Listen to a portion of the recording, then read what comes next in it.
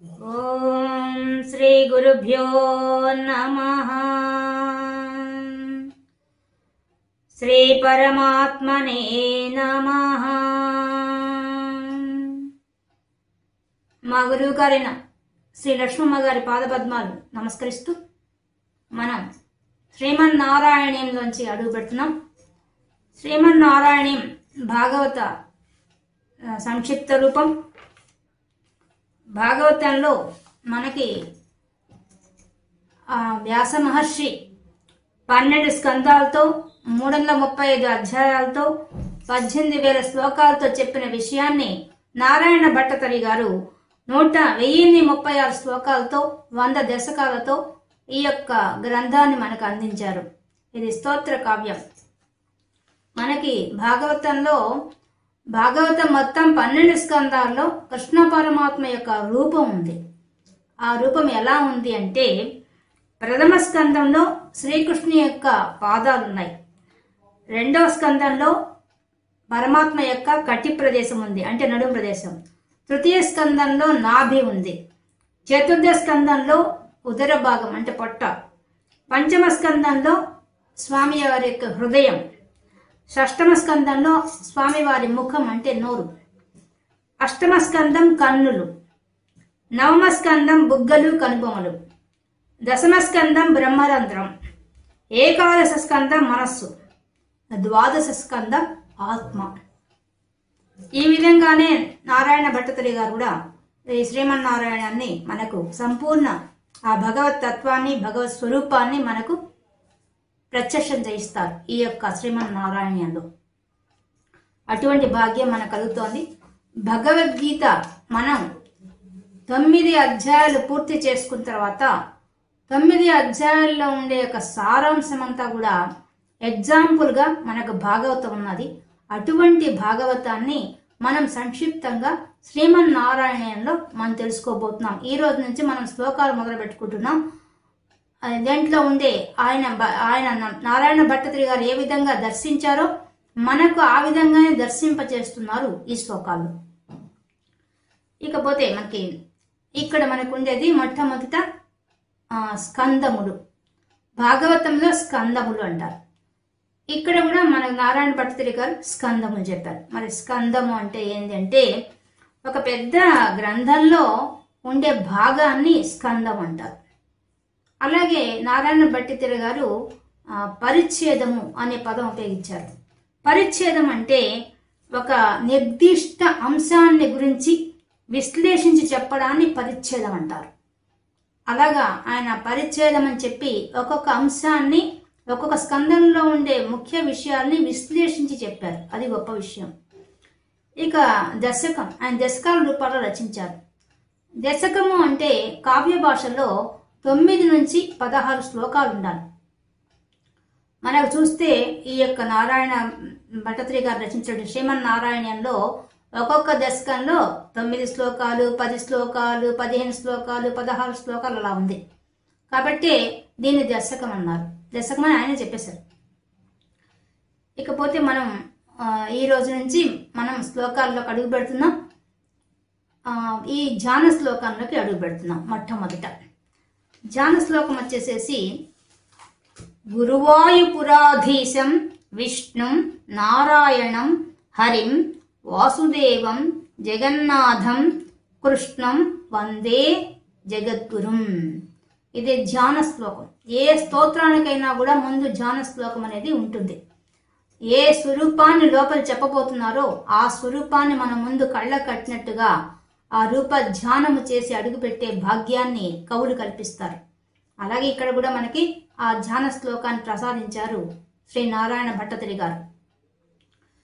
గురువాయుపురాధీశం, గురువాయూరు అనే ఊర్లో ఉన్నటువంటి ఈశం, ఈశ్వరుడు అంటే శాసించేవాడు, ఆ పరమాత్మ.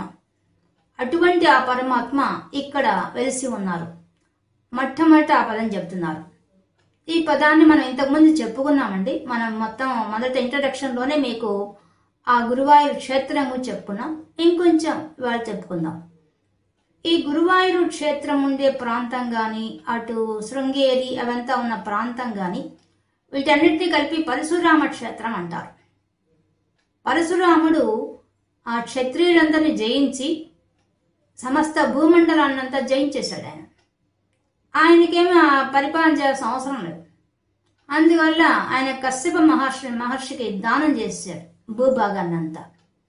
ఇక భూమి మీద ఆయనకంటూ భాగం లేదు, ఆయనకంటూ భూమి అనేది లేదు, దానం చేశాడు కదా.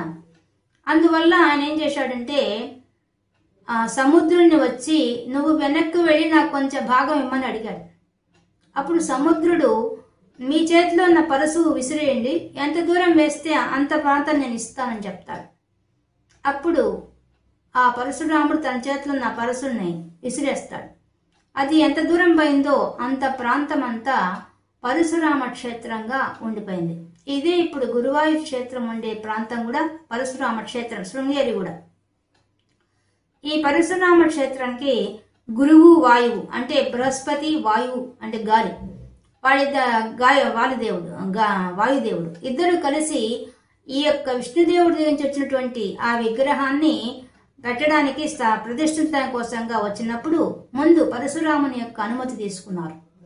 తరువాత అక్కడ శివపార్వతులు ఉన్నారు ఆ ప్రాంతంలో.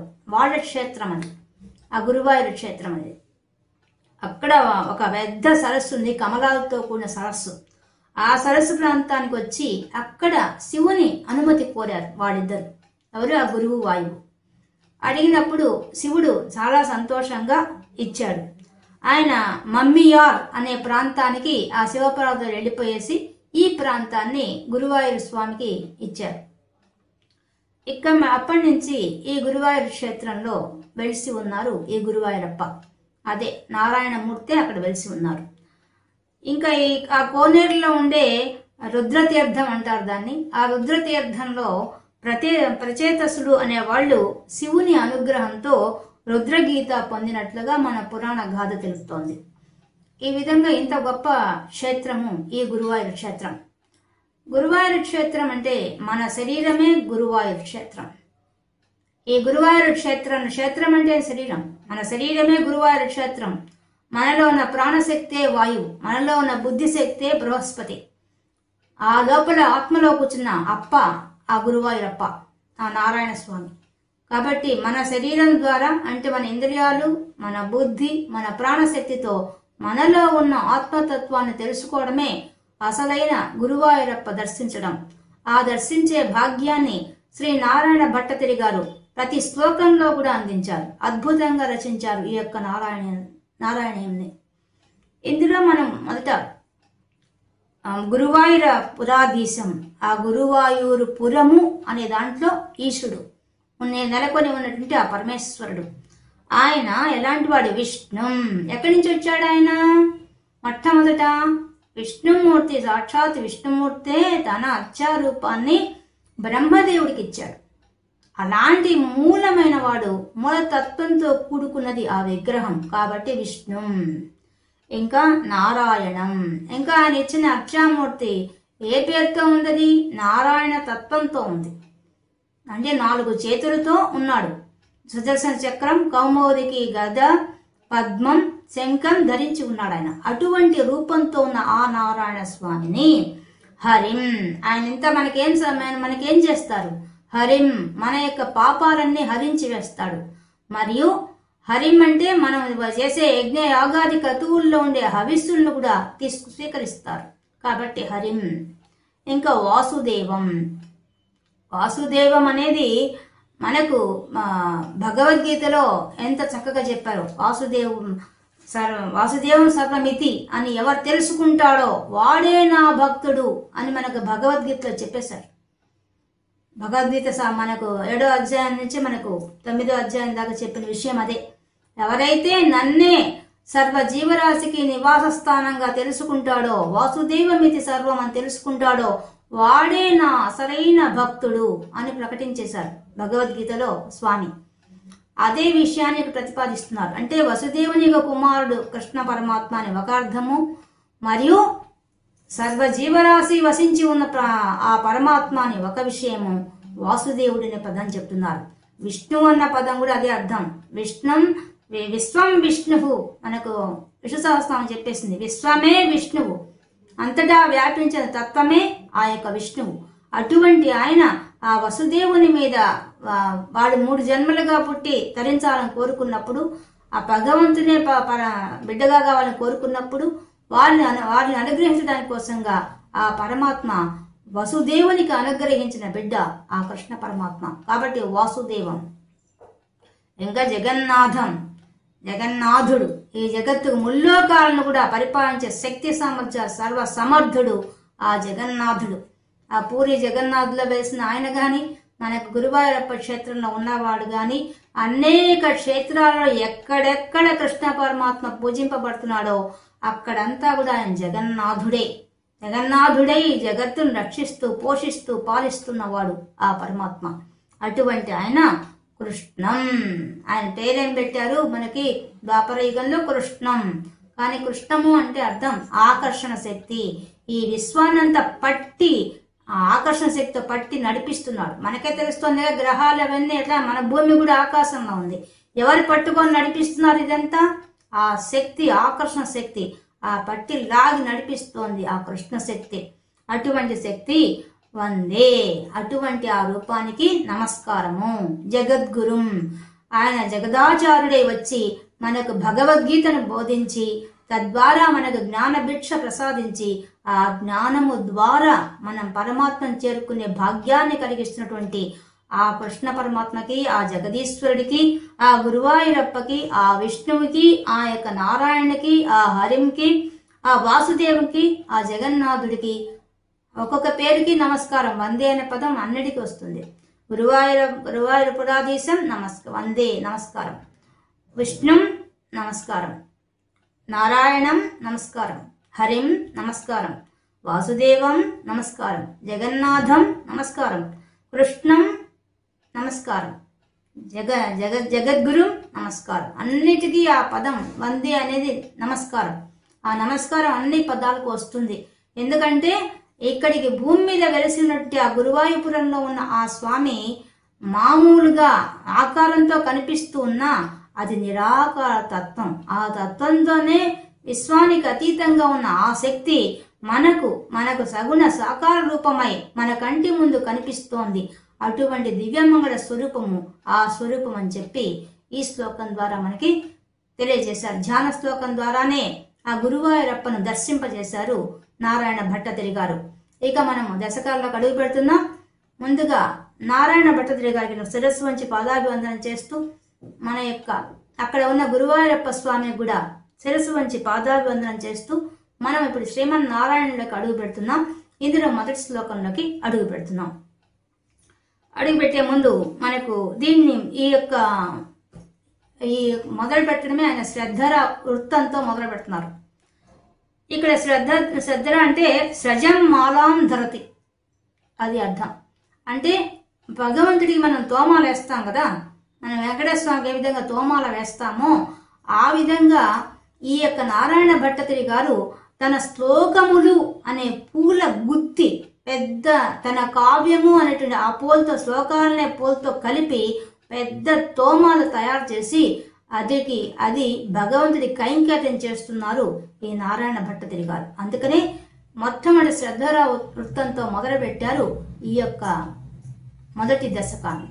అంత గొప్పగా తన యొక్క అపారమైన భక్తిని ప్రదర్శిస్తూ ప్రతి శ్లోకంలో కూడా భగవతత్వాన్ని అందిస్తూ ఆయన అడుగు పెడుతున్నారు ఈ యొక్క శ్లోకాల్లోకి. అందుకనే మొట్టమొదటి ఎత్తుకోవడమే శ్రద్ధరా అనే వృత్తంతో మొదలుపెట్టి ఇంత చక్కగా తన భక్తిని ప్రకటించుకుంటున్నారు ఈ శ్లోకాల ద్వారా.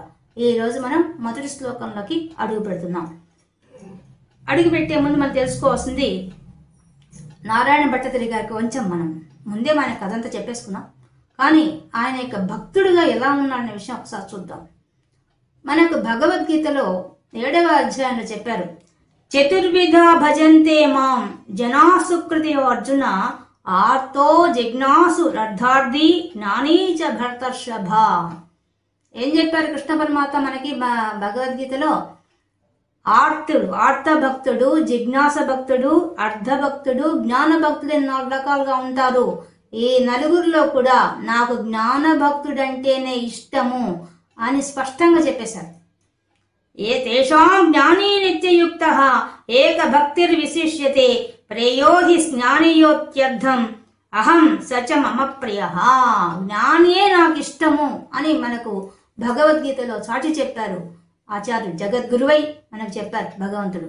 ఆ చెప్పిన విషయాన్ని ధృవీకరిస్తూ నారాయణ భట్టతిరి గారు జ్ఞాని అనే విషయాన్ని మొట్టమొదటి శ్లోకంలోనే ప్రకటించుకుంటున్నారు. ఆయన ఎంత పెద్ద జ్ఞానం, ఎంత పరమ భాగవతోత్తముడో ఈ మొదటి శ్లోకమే సాక్ష్యం. అంత గొప్పగా రచించారు. మొదటి 3 పాదాల్లోనే నిరాకార తత్వాన్ని చెప్పి 4వ వాక్యంలో సగుణ సాకార రూపం యొక్క గొప్పతనాన్ని కూడా చాటి చెప్పేశారు. ఇంత గొప్పగా చెప్పారంటే భగవద్గీతలో చెప్పిన ఆ జ్ఞాని అయినటువంటి భక్తుడు ఎలా ఉంటాడనే విషయం మనం చెప్పుకున్నాం 7వ అధ్యాయం అంతా కూడా. కానీ ఇప్పుడు మనకి ఎగ్జాంపుల్, బెస్ట్ ఎగ్జాంపుల్, ఇలాంటి పరమ భాగవతోత్తములు మన భారతదేశంలో ఎంతో మంది ఉన్నారు. అటువంటి వారిలో పేరుగన్నవారు ఈ యొక్క నారాయణ భట్టతిరి గారు. అటువంటి గొప్ప భాగవతోత్తముడి గురించి ఆయన రచించిన ఒక చిన్న కావ్యంలో ఉండే శ్లోకాలు చెప్పుకునే భాగ్యాన్ని కలిగించిన ఆ పరమాత్మ కృతజ్ఞతలు చెప్పుకుంటూ మొదలు పెడుతున్నాం. మొట్టమొదటి శ్లోకం. సాంద్రానందావబోధాత్మకం అనుపమితం కాలదేశావధిభ్యాం నిర్ముక్తం నిత్యముక్తం నిగమ శత సహస్రేణ నిర్భాస్యమానం అస్పష్టం దృష్టమాత్రే పునః ఉరు పురుషార్థాత్మకం బ్రహ్మతత్వం తత్ తావత్ భాతి సాక్షాత్ గురు పవనపురే హంత భాగ్యం జనానాం. ఈ పరిచ్ఛేదంలో, ఈ ప్రథమ స్కందంలో మనకు నారాయణ భట్టతిరి గారు భగవన్ మహిమ అనే విషయాన్ని చెప్తున్నారు. అంటే ఈ దశకం మొత్తంలో భగవన్ మహిమ చెప్తున్నారు.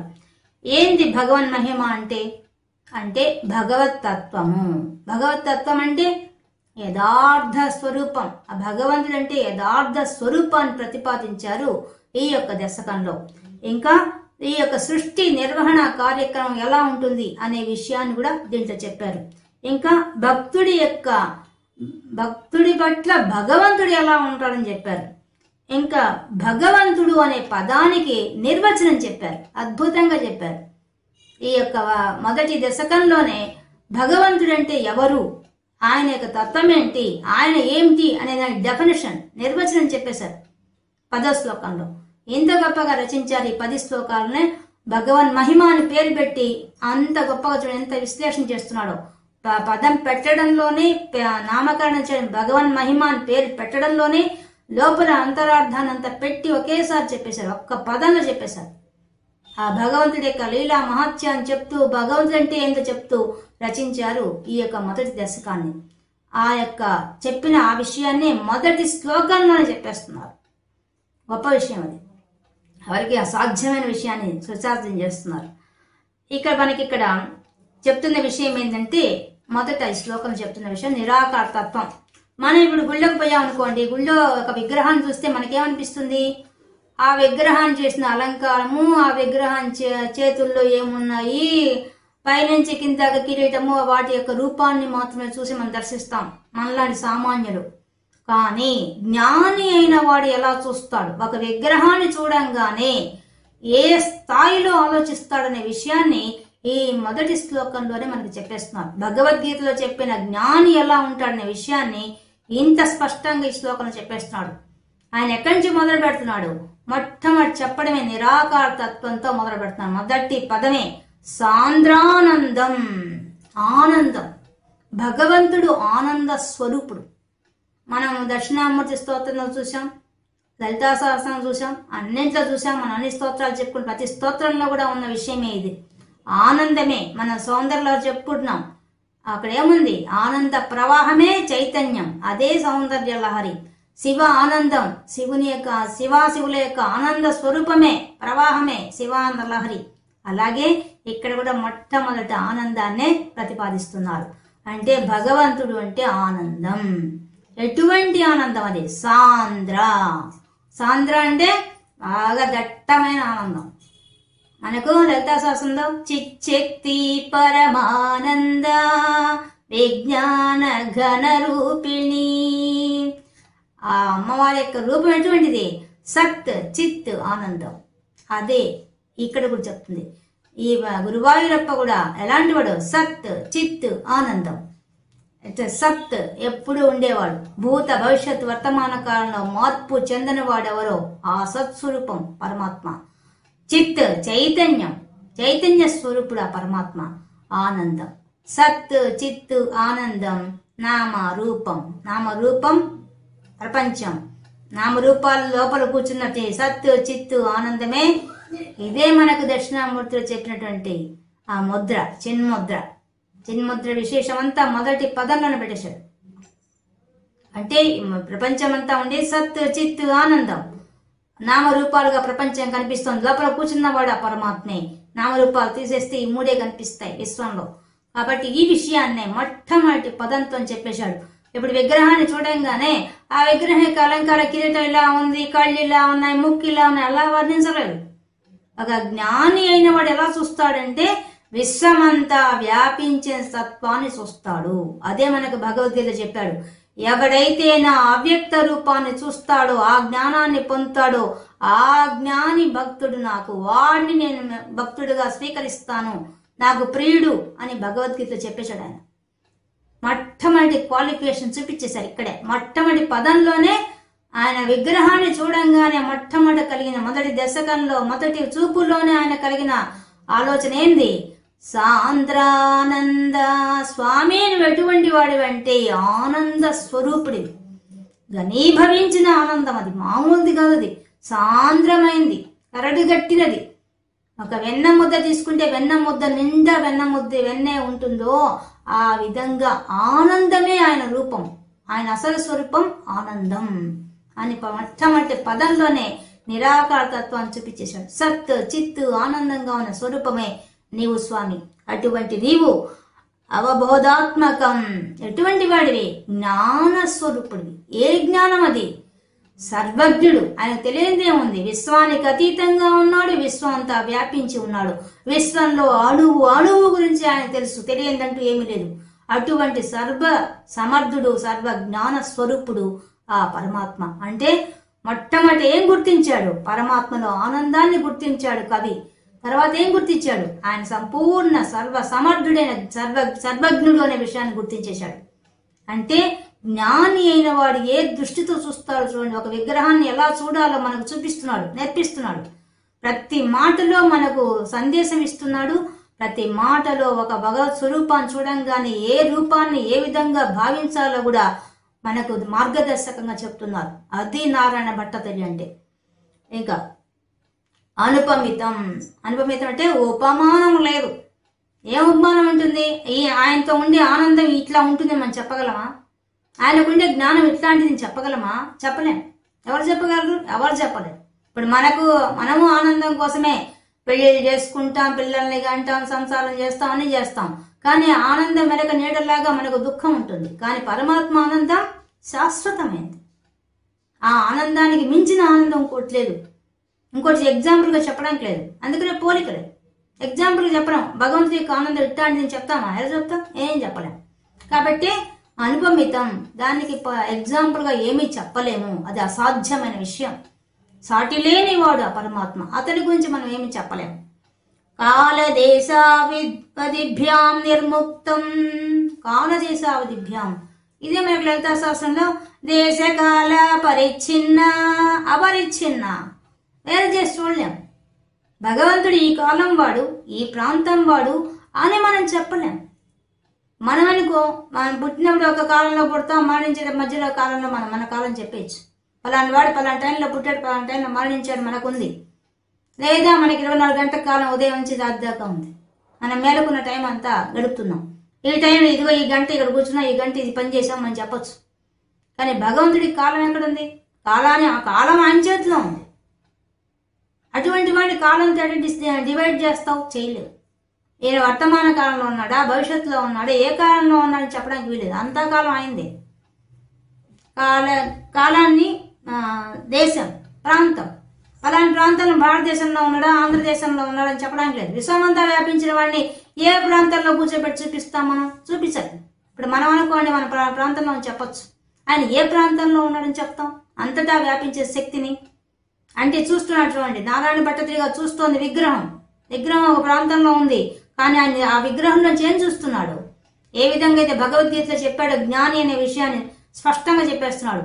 స్వామి నిన్ను దేశంతో కాలంతో విడదీసి చూడలేవు, కట్టుబడి లేవు, నిర్ముక్తం, కట్టుబడి లేవు నువ్వు, అటువంటి వాడి నువ్వు, కట్టుబడకుండా ఉన్నావు పరమాత్మ అని చెప్తున్నాడు. అంటే స్తోత్రం ఎలా చేస్తున్నాడు? ఒక జ్ఞాని ఒక విగ్రహాన్ని చూస్తే ఏ విధంగా చూస్తాడనే విషయం చూపిస్తున్నాడు. నిత్యముక్తం, ఎప్పుడు సర్వ స్వతంత్రుడు, మనలాగా ఒక దాంట్లో కట్టుబడ్డవాడు కాదు, నిత్యముక్తుడు, అంతటా విడివిడి ఉన్నవాడు, అన్నిట్లో అటాచ్మెంట్ లేదు, అంతా ఆయన సృష్టించాడు, కానీ ఆయన సర్వస్వతంత్రుడు. మనం బంధించబడతాం, మనం పుట్టడం చావడం అనే ఒక చక్రంలో ఇరుక్కోబోయి ఉంటాము, కానీ పరమాత్మకు అది లేదు. నిత్యముక్తం నిగమ శత సహస్రేణ నిర్భాస్యమానం, నిగమములు వేదాలు, మరి అటువంటి ఆనంద సత్ సిత్ సచ్చిదానంద రూపంగా ఉన్న ఆయన్ని, సంపూర్ణ జ్ఞానస్వరూపుడైన ఆయన్ని, మళ్ళీ ఏ ఉపమానం లేని ఆయన్ని, కాలంతో దేశంలో విడగొట్టలేని ఆయన్ని, ఈయన గురించి ఎవరు చెప్తారు? నిత్యముక్తుడైన వాళ్ళ గురించి ఎవరు చెప్తారు మనకి? ఆయన చెప్పాల్సిందే. ఆయన చెప్తేగా మనకు అర్థం కదా ఎవరో, ఆయన పరిస్థితి ఏంది, ఆయన ఎలాంటి వాడు మనకి ఎలా తెలుస్తుంది? ఇప్పుడు భగవద్గీత చదువుతున్నాం, భగవద్గీత కూడా నీకు చెప్తుంది ఇలాంటి వాడు పరమాత్మని, పరమాత్మే చెప్తున్నాడు, నేను ఇట్లాంటి వాడిని, నన్ను ఇట్లాంటి వాడిని రాండి నన్ను పట్టుకొని చెప్తున్నాడు. అనన్యాశ్చింతయంతో మాం ఏ జనా పర్యుపాసతే తేషాం నిత్యాభియుక్తానాం యోగక్షేమం వహామ్యం అని చెప్తున్నాడు. అనన్యమైన చింతనతో నన్ను పట్టుకోండి, నన్ను ఆశ్రయించండి, మిమ్మల్ని నేను అనుగ్రహించి మేము యోగక్షేమాన్ని నేను చూస్తానని చెప్తున్నాడు. కానీ అటువంటి ఆయన్ని ఎలా పట్టుకుంటాం? ఎవరు చెప్తారు దాని గురించి? అందుకని ఆయన ఏం చేశాడు? పరమాత్మ ఆయన మనకి వేదాలు ఇచ్చేసాడు, వేదాల్లోనే ప్రతిపాదించబడ్డాడు పరమాత్మ తత్వం అంతా వేదాల్లో కూర్చోంది, కర్మకాండ జ్ఞానకాండలో. కానీ వేదాలు కూడా వడ్డిస్తాయి, నిర్భాస్యమానం, ప్రకాశిస్తుంది ఆయన తత్వం అంతా. ఎంతవరకు తెలుసుకోగలవు? బాగా అన్నం అంతా అన్ని వడ్డిస్తారు, తినాల్సింది నువ్వే, తెలుసుకోవాల్సింది నువ్వే. భగవత్ తత్వం అంతా మనకి చెప్పబడుతుంది, శాస్త్రం ద్వారా గురువులు చెప్తారు, కానీ అనుభవంలో తెచ్చుకోవాల్సింది మనమే. ఏం చెప్తుంది శాస్త్రం? ఏం చెప్తుంది? ఈ శరీరము కాదు, ఈ బుద్ధి కాదు, ఈ మనసు కాదు, ఇంద్రియాలు కాదు, లోపలన్న పరమాత్మ, అలాంటి వాడు ఆ పరమాత్మ అని శాస్త్రం చెప్తుంది, వేదాలు చెప్తాయి. కానీ ఎంతగా తెలుసుకోగలవు నువ్వు? అది నువ్వు అనుభవంలో తెచ్చుకో. ఇది అనుభవంలో తెచ్చుకున్నావు.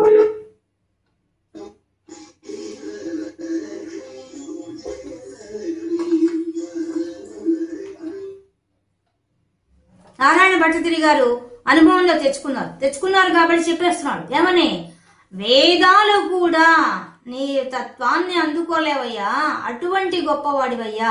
శత సహస్రైన అంటే శత అంటే 100, సహస్రం అంటే 1000, అంటే అనంతమై వేద, అనంతమైన శక్తి అయ్యా నువ్వు. నీ గురించి వేదాలు కూడా ఏం చెప్తాయి? ఎంతవరకు చెప్తాయి? ఇది కాదు అని చెప్తాయి, అంతవరకే వడ్డిస్తాయి. కానీ నువ్వు తెలుసుకొని తిని ఆనంద అనుభూతి తెచ్చుకోవాలి, అదే సాంద్రానందం. ఆ ఆనంద స్వరూపుడు భగవంతుని చెప్తుంది, దేశకాలాలకు అతీతమైన వాడు భగవంతుని చెప్తుంది వేదం. కానీ ఎంతవరకు చెప్పినా నువ్వు తెచ్చుకోవాలి, నువ్వు అనుభవంలో తెచ్చుకోవాలి. నువ్వు ప్రయత్నం చేసి, అభ్యాసం చేసి, విచారణ చేసి నువ్వు తెచ్చుకోవాల్సింది తప్ప వేదం కూడా చెప్పలేదు. ఇలాగా ఉంటుంది పరమాత్మత్వం చెప్పలేదు. చెప్తుంది ఇలా పోవాలని మార్గదర్శకం చేస్తుంది ఒక గురువులాగా, అంతే. శాస్త్రం ఎంతవరకు? గురువుల ద్వారా తెలుసుకోనంతవరకే. నువ్వు తెలుసుకున్న దాన్ని అనుభవంలో తెచ్చుకోవాలి. ఆ ఆనందమేదో, ఆ రసానందమేదో, చిదేక రసరూపిణి, ఆ రసం రామరసం. ఆ కవులు వాళ్ళు ఆనందించారు, ఆ రసానుభూతి వాళ్ళు చెందారు. మనకెట్టొస్తుంది అది? మనం కూడా ఆ శాస్త్రము గురువుల ద్వారా విని జ్ఞానం సంపాదిస్తేనే ఆ ఆనంద అనుభూతి లభిస్తుంది. అన్నిటికన్నా భగవంతుడు చెప్పేశాడు, అనన్యాశ్చింతయంతో మాం, ప్రపంచ విషయాలు వదివి నన్నే పట్టుకో, నన్నే ఆశ్రయించు, నేను నీకు లభిస్తాను అని చెప్పేశాడు. సులభంగా చెప్పేశాడు ఆయన. ఇలా పట్టుకో, నన్ను నీకు చేత రాకపోతే రా, నేను చూపిస్తాను చెప్పేశాడు. కాబట్టి అటు వేదాలు కూడా నీ గురించి చెప్పలేకపోతున్నాయ్యా ఓ పరమాత్మ. స్పష్టంగా చెప్పడం లేదు. మనోవాచామగోచరా. లలితా శాస్త్రం చెప్పింది మనస్సుకు మాటకు అందనిది, అటువంటిది అస్పష్టం. అటువంటి తత్వం నీ తత్వం. ఓ పరమాత్మ నువ్వు ఎటువంటి వాడివి, ఓ గురువాయూరప్ప నువ్వు ఎటువంటి వాడివి, మనసుకు మాటకు అందని వాడివయ్యా. అటువంటి రూపం నీ రూపం. ఎంత బాగా జ్ఞాని అయిన వాడు ఏ విధంగా ఆలోచించి చెప్తారో అన్ని పాయింట్స్ ఇప్పటిదాకా భగవద్గీత చెప్పి మొత్తం చెప్పేశాడు ఆయన. భగవద్గీతలో ఏం చెప్పాడో, ఆయన దేశానికి కాలానికి అతీతమైన అని చెప్పాడు, అవ్యక్తం అని చెప్పాడు, సత్ చిత్ ఆనంద స్వరూపం నా స్వరూపం అని చెప్పాడు. ఎంత చెప్తున్నాడు ఆయన అంటే జ్ఞానం ఎంతవరకు అనుభవంలోకి వచ్చేసింది ఆయనకి. పరమ భాగవతత్వమై ఈ అనుభవిస్తూ చెప్తున్నాడు.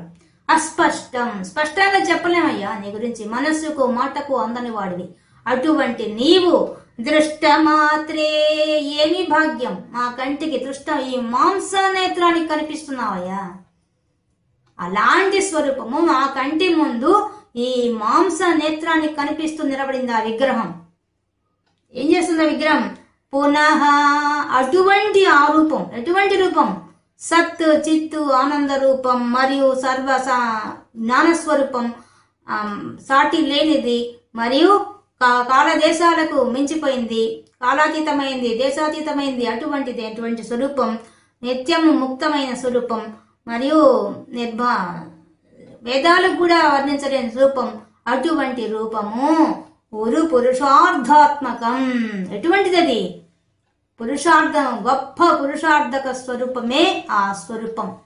ఎటువంటిదట? ఎలా తెలుసుకోవాలట పరమాత్మని? మోక్ష మార్గం ఒకటి చూపిస్తుంది మనకు. ఉదయం లేచి రాత్రి పడుకునేదాకా, మనం పుట్టినప్పటి నుంచి మరణించేదాకా కొన్ని కోట్ల కోరికలు ఉంటాయి. ఈ అన్ని కోరికలను కలిపి మన వాళ్ళు 4గా డివైడ్ చేశారు. 1 ధర్మం, 2 అర్థం, 3 కామం, 4వది మోక్షం. ఈ 4 కూడా ధర్మ అర్థ కామ మోక్షాలు. ధర్మంతోనే డబ్బు సంపాదించాలి, ధర్మంతోనే కోరికలు తీర్చుకోవాలి, ధర్మంతో మోక్షం సంపాదించాలి. ఆ పురుషార్థాత్మం గొప్పది ఏదంటే మోక్షం. గురు దాన్ని మించింది ఇంకోట్లేదు. ధర్మంగానే మోక్షం సంపాదించాలి. ఆ మోక్షం సంపాదిస్తే దొరికేవాడే ఆ గురువాయూరప్ప. ఆ గురువాయూరప్ప మోక్షం ప్రసాదించేవాడు. అటువంటి వాడు మన కంటి ముందు దృష్ట మాత్రే ఈ మాంస నేత్రానికి కనిపిస్తున్నాడు ఆ రూపం.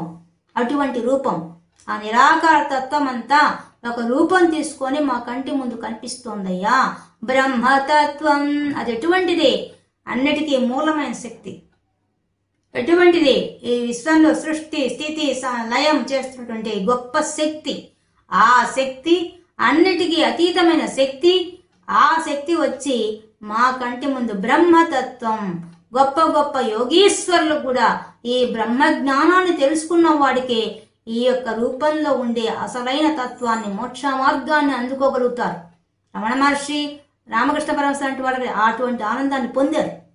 ఏ సాంద్ర ఆనందం అన్నాడో ఆ ఆనందాన్ని వాళ్ళు రుచి చూసి వాళ్ళు ఆనందాన్ని పొందారు. ఆ మహా యోగులకు కూడా సాధ్యం కాని ఆ బ్రహ్మతత్వం, అటువంటి బ్రహ్మతత్వంతో కూడిన నీ రూపం మా ముందు తత్ తావత్ సాక్షాత్ భాతి, సాక్షాత్ నేరుగా మాకు దర్శనమిస్తుంది, భాతి ప్రకాశిస్తుంది.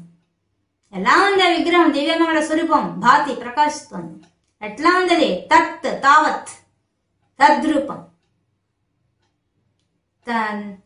తద్రూపం. తత్పద లక్ష్యార్థ లలితా శాస్త్రం. తత్పదం తత్రూపంలో ఉంది. శాస్త్రం ఏం చెప్పింది, ఉపనిషత్తులు ఏం చెప్పాయి? భగవంతుడి రూపాన్ని ఇది అని వర్ణించలేరు కాబట్టి ఇది కానిది అది. తత్ అంటే అది నిర్ణయం చేశారు. అటువంటి అది అయినటువంటి ఆ పరబ్రహ్మ స్వరూపం, ఆ బ్రహ్మ తత్వం, అటువంటి స్వరూపం ఎటువంటిది? ఆనందంతో కూడుకుంది, జ్ఞానంతో కూడుకుంది, సాటి లేనిది, కాలానికి దేశానికి మించిపోయింది, నిర్ముక్తమైంది, వేదాలు కూడా చెప్పలేనిది, యోగీశ్వరులు కూడా సాధించలేని ఆ బ్రహ్మతత్వం ఏదైతే ఉందో అది సాక్షాత్ మా ముందు ఆ లక్షణ తావత్, ఆ లక్షణాలు కలిగిన సంపూర్ణమైన ఆ రూపం ఒక రూపం తీసుకొని వచ్చేసింది. అంత నిరాకార తత్వం అంతా కలిసి ఒక రూపం తీసుకొని వచ్చి మా ముందు నిలబడింది. ఎక్కడ? గురు పవనపురే. గురు ఆ బృహస్పతి, పవన వాయువు పురే ఈ యొక్క పురంలో ఏం భాగ్యమయ్యా మా భాగ్యం, హంత భాగ్యం, హంత ఆహా ఆహా ఏమి భాగ్యమయ్యా, ఏమి భాగ్యం.